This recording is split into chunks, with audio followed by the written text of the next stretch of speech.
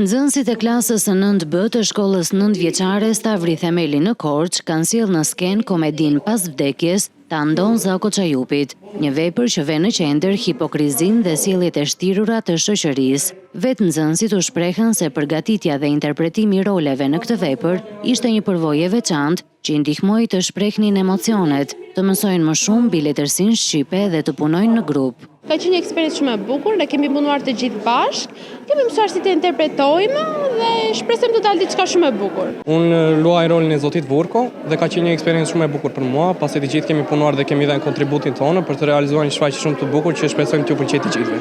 Në dramatizimin që ne do shfaqim, unë kam rolin e Zenelit. Kemi punuar shumë me mësuesen tonë kujdestare dhe shpresojmë që të gjithë të kalojë sa më mirë këtu. Unë kam rolin e doktor Adhamudhit dhe ai në këtë pjesë luan një rol negativ dhe unë jam munduar ta përshtat dhe shpresoj që në një të ardhmen të bëhem një aktor.